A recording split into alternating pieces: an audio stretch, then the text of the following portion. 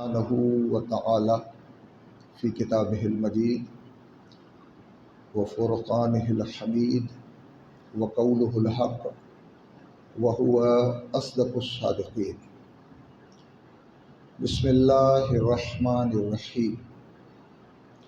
یا ایہا الذین آمنوا ادخلوا فی السلم کافۃ ولا تتبعوا خطوات الشیطان انہ لکم عدو مبین۔ مل کے ایک مرتبہ بلند آواز سے درود بھیجیں بارگاہ محمد وآل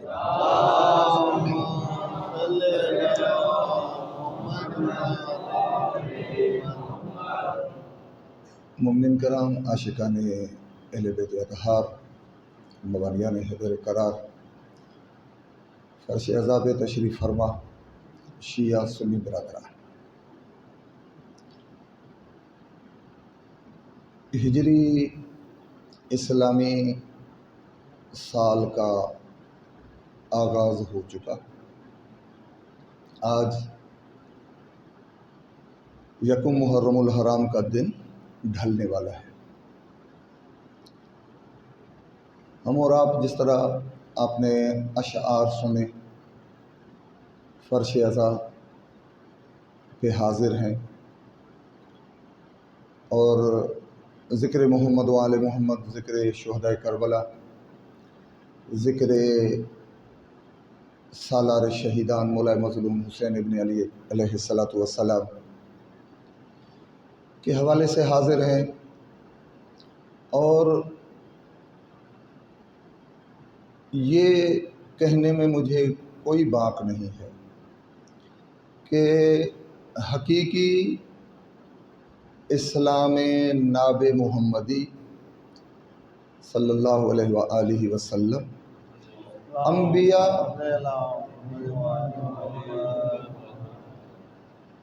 علیہ السلام کا جو پیش کردہ نظام، خداوند متعال کا جو مطلوبہ اسلام، کہ جس کے لیے قرآن کریم میں ارشاد فرمایا گیا لَقَدْ كَانَ لَكُمْ فِي رَسُولِ اللَّهِ أُسْوَةٌ حَسَنَةٌ، آپ کے لیے رسول اکرم صلی اللہ علیہ وآلہ وسلم کی حیات طیبہ اسوہ حسنہ، آئیڈیل لائف اسٹائل کا درجہ رکھتی ہے۔ جس نظام، جس سسٹم، جس خدائی پروگرام پر پیغمبر گرامی نے عملی طور پر پریکٹیکلی اپنی زندگی گزار کر انسانیت کے لیے اپنے اسوہ حسنہ کو پیش فرمایا، وہ اسلام جس کے لیے خداوند متعال قرآن کریم میں یہ ارشاد فرماتا ہے کہ ان الدین عند اللہ الاسلام، خدا کے نزدیک اگر کوئی زندگی گزارنے کا نظام ہے، اگر کوئی راہ ہے، اگر کوئی سسٹم ہے، تو وہ فقط اور فقط اسلام ہے۔ طے شدہ بات ہے کہ حضرت آدم علیہ السلام سے لے کر جس طرح ہمارا نظام تعلیم ہوتا ہے نا، وہ نرسری اور کے جی سے شروع ہوتا ہے، پھر آہستہ آہستہ وہ پرائمری سے ہوتا ہوا، پھر وہ اپنا ہائی اسکول تک پہنچتا ہے، پھر وہ کالج تک پہنچتا ہے، پھر وہ یونیورسٹی تک پہنچتا ہے۔ نظام تعلیم اور نصاب تعلیم ایک ہی ہوتا ہے، مگر درجہ بدرجہ بچوں کی ذہنی فکر اور وسعت کے اعتبار سے وہ کیریکولم اور نصاب ان کے سامنے پیش کیا جاتا ہے، انہیں پڑھایا جاتا ہے۔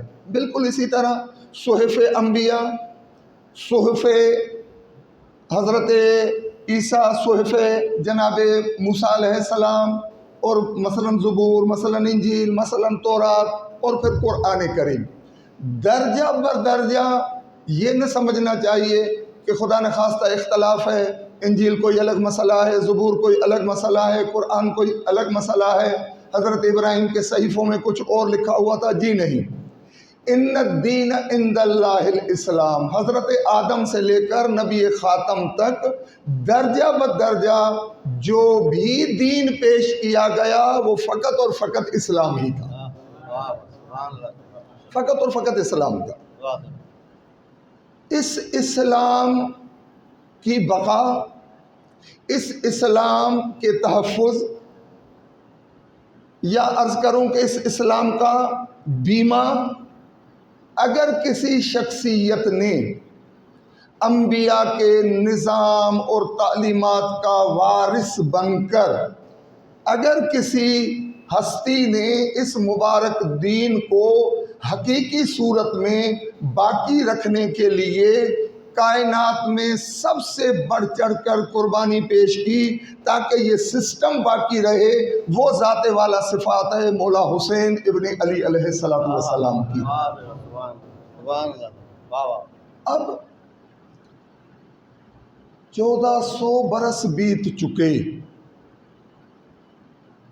ہم آج فرش ازا بچھا کر مولا مظلوم کا تذکرہ، یہ نوحہ خوانی، یہ مرثیہ، یہ خطابتیں، یہ جلوس ازا، یہ سینہ زنی، یہ ساری دنیا کو سیاہ پوش بنانا، یہ علم مبارک حضرت عباس کو سر بلند کرنا، یہ جو عزاداری کا ایک نظام ہے، یہ نظام دراصل حقیقتاً عزادار کو یہ راہ، یہ انداز اپنانے کا تذکرہ اور حکم خود ائمہ معصومین علیہم السلام نے ارشاد فرمایا ہے۔ یہ عزاداری کوئی اختراع نہیں ہے، عزاداری کوئی ایسا نظام یا ایسا کوئی طریقہ نہیں ہے کہ جسے مثلا انڈیا میں، عراق میں، پاکستان میں، ایران میں، شام میں، لبنان میں لوگوں نے خود اپنایا ہو۔ ہاں یہ ضرور ہے کہ بوقت ضرورت حالات کے اعتبار سے انداز میں تھوڑی بہت تبدیلی ہوتی رہی ہے، مگر جو بنیادی تھیم ہے عزاداری کی، جو بنیادی عزاداری کا نقطہ نظر ہے، وہ صدیوں سے وہی ہے جو وارث کربلا مولا امام سجاد علیہ السلام نے ارشاد فرمائی، جو دیگر ائمہ نے اپنے دور میں نصیحت اور وصیت فرمائی ہے۔ یہ جو آپ سن رہے ہیں کہ حضرت زہرا کا وعدہ ہے کہ میں آؤں گی، فرش ازا بچھاؤ، اس میں ہماری حاضری ہوتی ہے، کیا سبب ہے؟ کیا خدا نے خواستہ یہ اس طرح کی کوئی ایک قلبی اور دلی خواہش ہے بی بی کی کہ بس میرے بچوں کا ذکر ہوتا رہے؟ کیا رسول اکرم کی بس یہی خواہش ہے کہ میرے بچے کی سوگواری ہو، اس پر آپ آنسو بہائیں، اس پر روئیں، اس پر ماتم گزاری کریں اور نتیجے میں ہم آپ کو جنت میں بھیج دیں؟ کیا فقط یہ ہے؟ جی نہیں، فقط یہ نہیں ہے۔ اس غم کے پیچھے ایک مکمل پروگرام ہے، اس عزاداری کے پیچھے ایک مکمل نظام ہے تاکہ حسین کی یاد باقی رہے، حسین کا تذکرہ باقی رہے، حسین کی شہادتوں کو بیان کیا جائے، حسین کی قربانیوں کا تذکرہ ہو۔ کیوں ہو قربانیوں کا تذکرہ؟ تاکہ انسانیت کو پتہ چلے کہ کسی زمانے میں، کسی دور میں اس اللہ کے نظام کو، اس دین مبین اسلام کو انتہائی خطرات سے یہ دین دوچار تھا۔ ایک ہستی تھی جس نے آگے بڑھ کر، انسان کی عقل سے بھی آگے بڑھ کر اتنی قربانیاں پیش کی تاکہ اکبر نہ رہے، اللہ اکبر باقی رہے۔ یہ سلسلہ اب تذکرہ حسین، قربانی، پھر اس قربانی کے رہبر معظم حضرت آیت اللہ العظمہ علی حسینی خامنئی نے ایک جملہ 2 برس پہلے ارشاد فرمایا تھا۔ انہوں نے فرمایا تھا کہ کسی نے، صحافی نے پوچھا کہ آقا یہ برسوں بیت گئے، صدیاں بیت گئیں، یہ اتنی شور و شین، اتنے دھوم دھام کے ساتھ یہ عزاداری کا سلسلہ، کوئی ایک بنیادی مقصد بتائیں۔ بہت نفیس جملہ ارشاد فرمایا آقا نے، فرمایا ہم جلوس برآمد کرتے ہیں، ہم باہر نکلتے ہیں، ہم سینہ کوبی اور سینہ زنی کرتے ہیں، ہم نوحے پڑھتے ہیں، یہ تمام جو عزاداری کے شعائر ہیں ہم انہیں برپا کرتے ہیں تاکہ انسانیت کے ذہنوں میں ایک کوسچن، ایک سوال کریٹ ہو، لوگ سوچنے پر مجبور ہوں کہ یہ کروڑوں لوگ باہر کیوں نکلے ہیں اور یہ نالا و شیون کیوں ہے۔ یہ سوال لوگوں کے ذہنوں میں ابھارنے کے لیے ہم عزاداری برپا کرتے ہیں۔ بہت قیمتی بات ہے اگر ہم غور و فکر کریں۔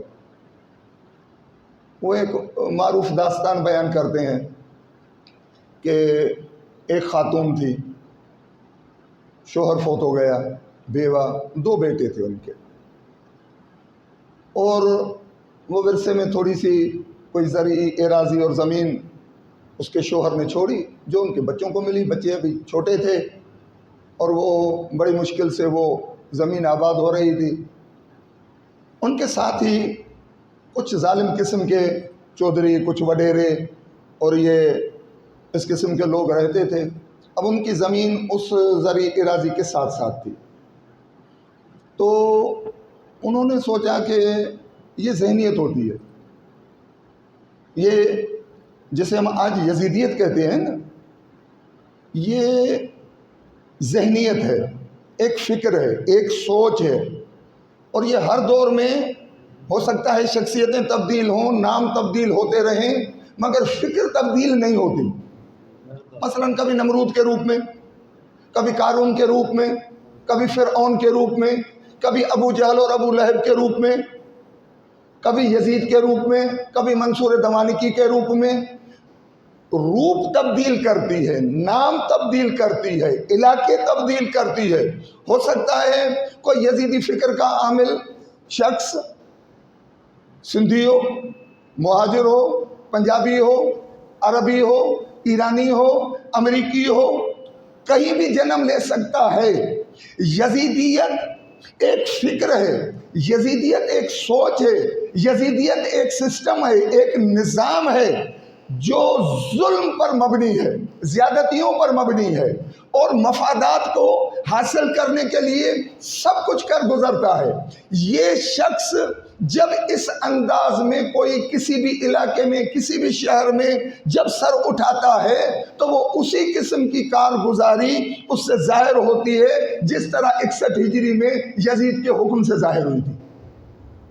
یہ بات مت سمجھیے کہ یہ آج جو ہم بیٹھ کر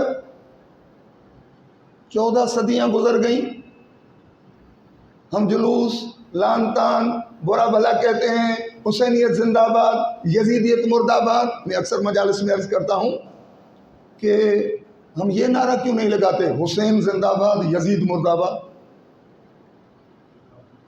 مجھے پتہ نہیں ہے، تاریخی اعتبار سے میری یہ تحقیق نہیں ہے کہ یہ نعرہ کس نے سب سے پہلے جو ایجاد کیا تھا یا لگایا تھا، مجھے کچھ پتہ نہیں ہے۔ جس نے بھی کیا تھا، جو بھی مومن تھا، جو بھی عزادار تھا، کہیں کا بھی تھا، بڑے کمال کی فکر ہے اس کی، بہت کمال کی فکر۔ نعرہ یہ لگا دیتا حسین زندہ باد، ہے تو یہی، یزید مرد آباد، جی نہیں۔ اس کی سوچ، اس کی فکر بڑی وسیع تھی۔ اس نے نعرہ کیا دیا؟ حسین زندہ باد نہیں، حسینیت زندہ باد۔ یزید مرد آباد نہیں، یزیدیت مرد آباد۔ آپ کہیں گے یہ کیا ہوا؟ کیا فرق ہے یزید اور یزیدیت میں؟ حسین اور حسینیت میں بہت بڑا فرق ہے۔ حسین ایک شخصیت، ایک ہستی، فرزند رسول، فرزند بطول، فرزند امیر المومنین، جن کی ولادت 3 شعبان کو ہوتی ہے 4 ہجری میں، اور شہادت 10 محرم 61 ہجری کو ہو جاتی ہے۔ یہ حسین۔ مگر جب ہم کہتے ہیں حسینیت تو پھر ہمیں مولا کے اس جملے پر غور کرنا چاہیے کہ جب مولا نے مدینہ چھوڑا تھا تو مولا نے ایک وصیت نامہ لکھ کر حضرت محمد حنفیہ جو ان کے چھوٹے بھائی تھے، مولا کائنات امیر المومنین علی بن ابی طالب علیہ السلام کے فرزند تھے، اللہم صلی علی محمد حیدری سلامت رہے۔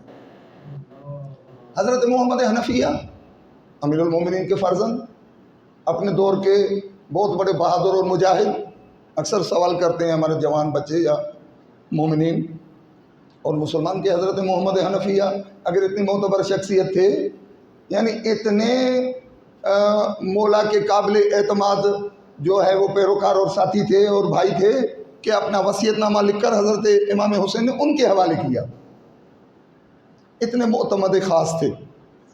وہ کربلا کیوں نہیں گئے؟ وہ کربلا جی نہیں، خود یہ لمبی بحث نہیں چھوڑنا چاہتا، فقط ایک جملے میں عرض کرتا چلوں۔ حضرت محمد حنفیہ کو شرعی عذر تھا، وہ اتنے شدت کے ساتھ بیمار تھے اور مریض تھے کہ وہ سفر کرنے کے قابل نہیں تھے۔ کبھی کبھی مصلحت خدا ہوتی ہے کہ کسی پر کوئی مصیبت، کسی پر کوئی بیماری، مثلا ہم اور آپ سوال کر سکتے ہیں اسی کے ضمن میں کہ کربلا میں حضرت علی اکبر شہید ہو گئے، حضرت قاسم شہید ہو گئے، حضرت علی اصغر شہید ہو گئے، امام سجاد کیوں نہیں شہید ہوئے؟ وہ شہادت سے محروم کیوں رہے؟ علماء اور محققین فرماتے ہیں کہ یہ مصلحت خداوندی تھی کہ ان ایام میں بالخصوص روز عاشور امام سجاد علیہ السلام اتنے بیمار تھے، اتنے مریض تھے کہ امام علیہ السلام سے جہاد ساقط ہو گیا تھا، وگرنہ امام کے حکم پر ماموم کو لازم ہے، واجب ہے کہ جہاد میں شامل ہو۔ اگر امام سجاد صحت مند ہوتے تو امام سجاد کو بھی جہاد میں آنا واجب تھا، شہید ہو جاتے۔ یہ مصلحت خداوندی تھی کہ امام سجاد باقی رہیں تاکہ سلسلہ امامت بھی جاری رہے، اور مقصد حسین کربلا میں دفن نہ ہو جائے، کوئی وارث ہو جو اس مقصد کو لے کر کائنات تک پہنچائے۔ رہبری کا سلسلہ باقی ہے۔ حضرت محمد حنفیہ بیمار، حضرت محمد حنفیہ اس سفر میں شامل نہیں ہوئے۔ امام نے وہ وصیت نامہ حضرت محمد حنفیہ کے حوالے کر دیا تھا۔ اس سے پہلے امام علیہ السلام کو گورنر مدینہ نے اپنی، یہ اس قسم کی باتوں سے آپ پریشان تو نہیں ہو رہے ہیں؟ کیونکہ میں کسی جلسہ عام میں نہیں بیٹھا کہ ایک دھواں دار قسم کا خطاب کروں اور زیادہ نعرے لگواؤں۔ سلیکٹڈ افراد ہیں، مخصوص مومنین ہیں۔ میں چاہتا ہوں کہ کربلا کے وہ پہلو جن پر عموماً ہماری مجالس پہ تذکرہ نہیں ہوتا، کچھ اس قسم کی باتیں کروں تاکہ کربلا کے حوالے سے ہمارا کانسیپٹ کلیئر ہو، ہم تھوڑا کربلا کے قریب ہوں۔ بلکہ میں تو یہ کہتا ہوں کہ جس طرح ہم نماز پڑھتے ہیں نا، اور نماز مغربین کا وقت قریب آنے والا ہے، باوضو ہو کر جب ہم مصلی پر کھڑے ہوتے ہیں تو ہر نماز سے پہلے نیت ہوتی ہے، فجر ہو، ظہرین ہو، مغربین ہو، نیت ہوتی ہے۔ کیا نیت کرتے ہیں؟ 2 رکعت نماز فجر پڑھ رہا ہوں، واجب قربتاً الی اللہ، قرب خداوندی کے حصول کے لیے 2 رکعت مجھ پر واجب کی گئی ہے، فجر پر، پھر ظہر پر مجھ پر واجب کی گئی ہیں۔ ساری زندگی میری نیت تبدیل نہیں ہوگی۔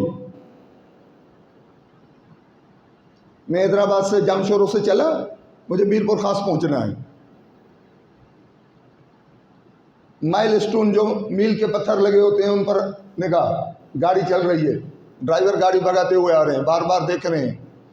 ابھی میر پور خاص 60 کلومیٹر، 55 50 45 35 20 5 2 0 میر پور خاص پہنچ گئے۔ ہم ڈاکٹر صاحب کی رہائش گاہ کے باہر پہنچ گئے، گاڑی بند ہو گئی، ہم گاڑی سے اتر پڑے کیونکہ منزل پر پہنچ گئے ہیں۔ اب کوئی بیوقوف ہوگا کہ میں اپنے ڈرائیور کو کہوں یا اپنے بیٹے کو کہوں کہ بیٹا گاڑی اور بھگاؤ، گاڑی چلتی رہنی چاہیے۔ جی نہیں، ہم جس منزل پر پہنچنا چاہتے تھے ہم منزل پر پہنچ گئے۔ یہ جب سے انسان پر نماز واجب ہوتی ہے، بالغ ہونے کے بعد، مرد ہو خاتون ہو، حتیٰ کہ معصوم ہو، امام ہو، نبی ہو، ولی ہو، ولی فقیہ ہو، مجتہد ہو، آیت اللہ ہو، مزدور ہو، ریڑی اور پھیری والا ہو، جو بھی ہو، نماز کی نیت سب کی یہی ہوتی ہے کہ 2 رکعت فجر پڑھتا ہوں واجب قربتاً اللہ.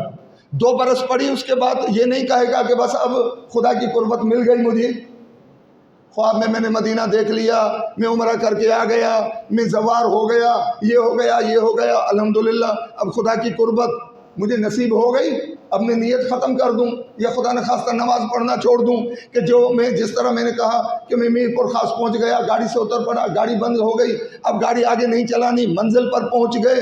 یہ کیا سلسلہ ہے کہ 50 برس پھر بھی قربتاً اللہ، واجب قربتاً اللہ، 80 برس پھر بھی واجب قربتاً اللہ، 15 سال کا جوان پھر بھی واجب قربتاً اللہ، نبی پھر بھی واجب قربتاً اللہ، امام پڑھے پھر بھی واجب قربتاً اللہ، ان پڑھ پڑھے واجب قربتاً اللہ، پڑھا لکھا پڑھے واجب قربتاً اللہ. یہ کون سا تقرب خدا ہے کہ زندگی گزر جاتی ہے، نیت تبدیل نہیں ہوتی؟ کیا مسئلہ ہے؟ جی ہاں، خدا تک رسائی، خدا تک پہنچنا.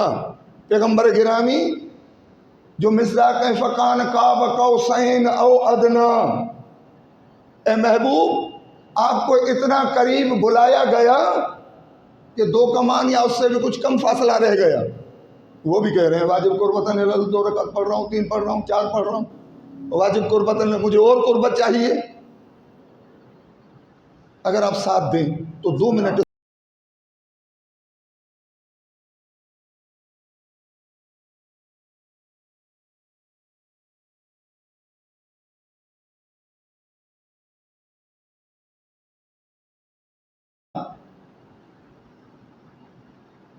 عجیب جملہ ہے. بہار الانوار پیغمبر فرماتے ہیں این علی ابن ابی طالب، علی آپ کہاں ہو؟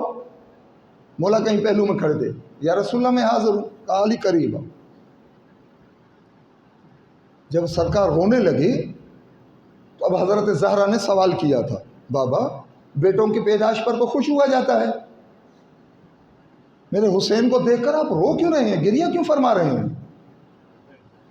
پیغمبر نے جواب بعد میں دیا، پھر کہا این علی، علی کہاں ہیں؟ علی پہلو میں کھڑے تھے، یا رسول اللہ میں حاضر ہوں. کہا علی جاؤ زہرا کے قریب کھڑے ہو جاؤ. مولا علی نے حکم کی تعمیل کی، جناب زہرا سلام اللہ علیہ کے قریب کھڑے ہو گئے. کہا علی اب اپنے دونوں ہاتھوں سے، اپنے مضبوط بازوؤں سے زہرا کے کندھوں کو تھام کر کھڑے ہو جاؤ. یا رسول اللہ کیا مسئلہ ہے؟ کہ علی کچھ وہ بتانا چاہتا ہوں جو زہرا برداشت نہیں کر سکے. زہرا کو سہارا دے کر کھڑے ہو جاؤ میرے بتانے سے پہلے. آزادارو، امیر المومنین نے حکم کی تعمیل کی. بی بی اور پریشان ہو گئے، بابا کیا بتانے والے ہیں؟ بیٹا ان کے گودی میں دیا ہے، بابا رونے لگی ہے، علی کو بلایا ہے، زہرا کو تھامو. اور جی ہلکان ہونے لگا. کہا بابا جلدی بتائیں آپ کیا بتانا چاہتے ہیں؟ کہا زہرا تم حسین کو بعد میں لے کر آئی ہو، جبریل پہلے آئے. زہرا جبریل پہلے آئے ہیں.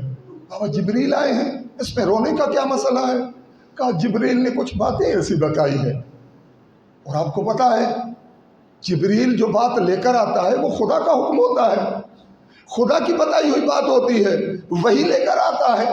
تو کہا زہرا جبریل کو خدا نے بتایا ہے. پتہ چلا سب سے پہلا ذاکر حسین، حسین کا تذکرہ کرنے والا خالق کائنات ہے، جس نے جبریل کو مجلس سنائی. پہلی مجلس جو خدا نے بیان کی جبریل نے سنی، اب دوسری مجلس مدینے میں آ کر جبریل پڑھ رہا ہے اور محبوب خدا سن رہے ہیں. دوسرا ذاکر جبریل بنا، تیسرا ذاکر حبیب خدا سالار انبیاء محبوب خدا حضرت مصطفیٰ ہیں. تیسرے ذاکر سننے والے کون ہیں؟ علی اور زہرا. تو عزادارو ہم پر لان تان نہ کرو، ہمیں ملامت نہ کرو، سوچو تو صحیح، پہلا ذاکر خدا، سننے والا جبریل، دوسرا ذاکر جبریل، سننے والے مصطفیٰ، تیسرا ذاکر مصطفیٰ، سننے والے علی اور زہرا۔ اب پیغمبر فرماتے ہیں، حضرت زہرا پریشان ہو گئے، بابا جبریل امین نے کیا کہا بیٹی خدا نے جبریل کو بتایا، جبریل نے مجھے بتایا کہ اے محبوب خدا، اے مصطفیٰ، یہ جو بچہ اب زہرا لے کر آ رہی ہے، آپ کا یہ نواسا 3 دن کا بھوکا اور پیاسا بے جرم و خطا زمین کربلا پر ذبح کر دیا جائے گا۔ پیغمبر کا فرمانا تھا، ایک مرتبہ چیخ بلند ہوئی، حضرت زہرا علی کے بازوؤں میں جھول گئی، مولا علی نے تھاما، کہا زہرا حوصلہ رکھو۔ بی بی نے فوراً سوال کیا، بابا میرے بچے کو کون قتل کرے گا؟ بے جرم و خطا اور 3 دن بھوکا پیاسا رکھ کر حسین کو کون قتل کرے گا؟ پیغمبر گرامی کا سر جھک گیا، آنکھوں سے آنسوؤں کی لڑی جاری ہوئی، کہا زہرا میرے بچے کو کوئی غیر مسلم قتل نہیں کرے گا، میرے امتی قتل کریں گے۔ ایک مرتبہ زہرا نے کہا، بابا اگر آپ کے امتی حسین کے خون کے پیاسے ہو جائیں گے تو آپ انہیں منع کیجئے گا کہ حسین میرا نواسا ہے۔ پیغمبر نے فرمایا، زہرا اس وقت میں دنیا میں نہیں ہوں، میں نہیں رہوں گا۔ ایک مرتبہ علی کی طرف دیکھا زہرا نے پلٹ کر، کہا بابا اگر آپ نہیں ہوں گے اس کے بابا علی تو ہوں گے، علی تو شیر خدا ہے، علی آپ حسین کو بچائیے گا۔ پیغمبر نے فرمایا، زہرا حوصلہ کرو، ارے علی بھی باقی نہیں ہوں گے۔ ایک مرتبہ چیخیں بلند ہوئی، زہرا نے کہا، بابا اگر آپ بھی نہیں ہوں گے، علی بھی نہیں ہوں گے، جوانان جنت کے سردار کا بھائی حسن تو موجود ہوگا۔ پیغمبر کا گریہ اور بلند ہوا، کہا زہرا حسن بھی نہیں ہوگے، حسن بھی نہیں ہوگے۔ اب بی بی کو اور کلک ہوا، بی بی نے رو کر کہا، بابا اگر آپ بھی نہیں ہوں گے، اگر علی بھی نہیں ہوں گے، اس کا بھائی حسن بھی نہیں ہوگا، تو بابا میں اجڑی آ جاؤں گی، کہوں گی امتیو میرا حسین، ارے اسے قتل نہ کرو۔ پیغمبر نے دھاڑ مار کے چیخ کر کہا، زہرا تم بھی اس سے پہلے گزر چکی ہوں گی۔ ایک مرتبہ بی بی نے روتے ہوئے کہا، بابا پھر کون ہوگا جو میرے بچے کی حمایت میں آنسو بہائے گا، جو اس کے غموں کا مداوع کرے گا؟ پیغمبر نے کہا، زہرا حوصلہ کرو، خدا ایک قوم کو خلق کرے گا، اس کے جوان حسین کے جوانوں کے لیے، اس کی خاتون حسین کی خواتین کے لیے گریہ کرے گی۔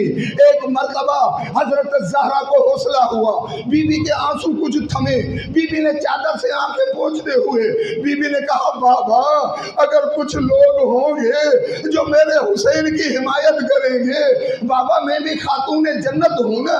کہا بالکل بیٹا، شفیع روز جزا ہوں۔ کہا بالکل میری بچی آپ شفیع روز جزا ہے۔ حضرت زہرا نے کہا، بابا پھر میں بھی جنت کے دروازے پر کھڑی ہو جاؤں گی، کہوں گی پروردگارا جب بےکس حسین مارا جا رہا تھا، نہ ان کے نانا تھے، نہ بابا اور بھائی، نہ میں دکھیاری تھی، جو ان پر رونے والے ہیں، میں تب تک جنت میں نہیں۔ اللہ لعنت اللہ علی قوم الظالمین۔ پروردگار تجھے محمد و آل محمد کی عزت کا واسطہ، جو مومنین، جو شیعہ سنی برادران ذکر حسین کی اس پاکیزہ محفل میں تشریف لائے ہیں، پروردگارہ ان کی زحمتیں، ان کی کوششیں، ان کی حاضری اپنی بارگاہ میں اور بارگاہ سیدہ کونین میں شرف قبولیت عطا فرما، بیماروں کو شفا عطا فرما، بے اولادوں کی جھولیاں آباد فرما، جو حج و زیارات کے متمنی ہیں انہیں حج و زیارات کی توفیق عطا فرما، جو بے روزگار ہیں انہیں حلال روزی کا وسیع ذریعہ عطا فرما، جنہیں رزق و روزی کا ذریعہ عنایت فرمایا ہے اس میں خیر اور برکت عطا فرما۔ پروردگارہ بحق محمد و آل محمد ہمارے دلوں کو عشق حسین کے ساتھ جوڑ دے۔ پروردگارہ احکامات قرآنی اور پیروی محمد و آل محمد، جو پیغمبر نے 2 عظیم نعمتیں امت کے حوالے کی تھی کہ میں تمہارے درمیان کتاب خدا اور اپنے اطرت اور اہل بیت چھوڑے جا رہا ہوں۔ ان دو عظیم گراں قدر نعمتوں سے ہمیں متمسک ہونے اور جڑنے کی توفیق عطا فرما۔ امت مسلمہ کو منتشر ہونے سے، اختلاف اور افتراق اور دھڑا بندی سے محفوظ فرما۔ عشق پیروی قرآن اور عشق آل محمد، ان دو عظیم نقطوں پر ایک اور اتحاد کی توفیق عطا فرما۔ وطن عزیز پاکستان کی حفاظت فرما، شر پسندوں کے شر سے محفوظ فرما۔ پروردگارہ، جہاں جہاں ذکر سید مظلوم برپا ہے، عزاداری امام مظلوم ہو رہی ہے، پروردگارہ ان تمام مراکز کی، ان تمام محافل کی اپنی قدرت کاملہ کے ذریعے حفاظت فرما۔ پروردگارہ، ہماری توفیقات خیر میں اضافہ فرما۔ ہمیں واقعی اور حقیقی طور پر حسینی عزادار بننے کی توفیق عطا فرما۔ ہمیں اپنی یہ ایام عزا حور بننے کے مراحل ہیں، ان عظیم ایام میں ہمیں مولا امام حسین کی قربت نصیب فرما۔ ہمیں امام حسین کی فکر، امام کے نظریات، مولا کی تبلیغات اور مولا کی قربانیوں کے مقاصد اور مفاہیم کو سمجھنے کی توفیق عطا فرما۔ پروردگارہ، ہمارے آقا، ہمارے مولا، ہمارے سید، ہمارے سردار ذوالجناح حسینی کے سوار، ذوالفقار حیدری کے وارث، دستار مصطفیٰ سجانے والے آخری حجت خدا کے ظہور میں تعجیل فرما۔ ہمیں مولا کے آوان اور انصار میں شامل فرما۔ ہماری کوششیں اپنے بارگاہ میں مقبول اور منظور فرما۔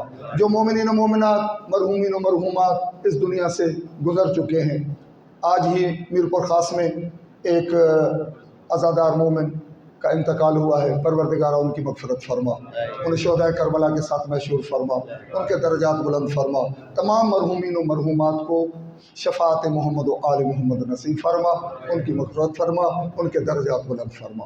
ربنا تقبل منا انک انت السمیع العلیم، ربنا اغفر لی ولوالدی وللمؤمنین یوم یقوم الحساب۔ تمام دعاؤں کی قبولیت کے لیے بلند آواز سے درود بر محمد و آل